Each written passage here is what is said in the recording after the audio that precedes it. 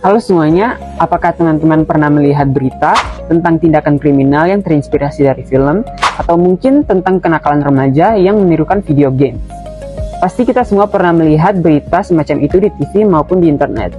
Berbagai macam peristiwa seperti inilah yang pastinya membuat kita bertanya-tanya apakah perilaku agresif dan kriminal dapat segampang itu untuk dipelajari, dan juga apakah anak-anak dapat segampang itu untuk terpengaruhi oleh video games, film, maupun siaran TV. Maka dari itu, perkenalkan, nama saya Rio, saya mahasiswa psikologi Universitas Triatma Mulia, ingin menjelaskan lebih dalam tentang fenomena ini menurut ilmu psikologi. Dalam ilmu psikologi, peristiwa ini dinamakan teori belajar sosial. Apa yang dimaksud dengan teori belajar sosial? Mari kita bahas sama-sama. Teori belajar sosial merupakan sebuah teori psikologi belajar yang dikembangkan oleh seorang psikolog ternama yang berasal dari Kanada. Beliau bernama Albert Bandura. Beliau ini meyakini bahwa proses belajar seorang tidak hanya terjadi melalui pengalaman pribadi mereka saja, melainkan dapat juga terjadi dengan cara memperhatikan perilaku orang lain. Oleh karena itu, pada tahun 1962, dia pun memulai berbagai macam langkah eksperimen pada anak-anak prasekolah yang dianggap sangat kontroversial dalam rangka untuk membuktikan teorinya ini. Eksperimen ini pun dinamakan dengan eksperimen boneka Bobo.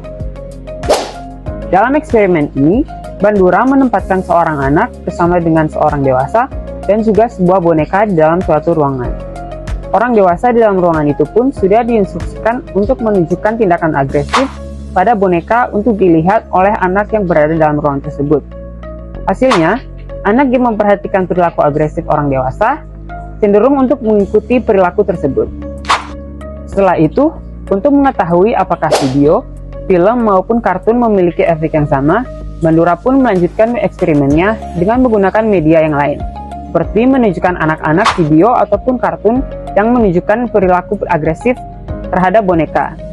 Hasil yang didapatkan pun masih sama, bahwa anak-anak cenderung mengikuti perilaku agresif yang ditunjukkan oleh orang dewasa yang ditonton oleh mereka. Eksperimen ini pun dilanjutkan sebagai upaya untuk mengetahui apakah kesadaran akan konsekuensi dapat mengurangi kecenderungan anak untuk mengikuti perilaku agresif orang dewasa. Jadi, pada eksperimen selanjutnya, Bandura melanjutkan eksperimennya seperti biasa. Namun, setelah orang dewasa yang menunjukkan perilaku agresif, orang dewasa lain akan masuk ke dalam ruangan dan memberikan ganjaran dan menghukum orang dewasa yang menunjukkan perilaku agresif tersebut. Hasil yang didapatkan pun adalah anak-anak subjek eksperimen ini menunjukkan penurunan yang sangat drastis akan kecenderungan mereka untuk mengikuti perilaku orang dewasa yang agresif dalam eksperimen ini. Karena penemuannya ini, banyak pemerintah pun melakukan pemblokiran film dan tontonan yang mengandung kekerasan pada anak. Namun, para psikolog lain menganggap bahwa alasan anak-anak mengikuti perilaku orang dewasa bukan karena mereka menonton perilaku yang ditunjukkan orang dewasa, melainkan karena memang anak-anak sekedar memiliki kecenderungan untuk mengikuti perilaku orang dewasa pada umumnya.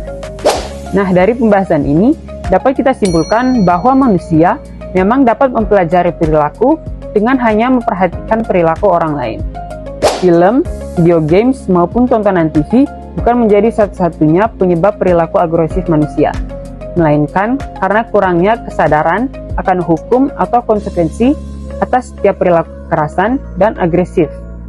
Sekian pembahasan kita untuk kali ini mengenai teori belajar sosial dari Albert Bandura. Semoga video ini dapat memberikan kita pemahaman yang lebih dalam terhadap kondisi psikologi manusia. Sampai jumpa di lain waktu.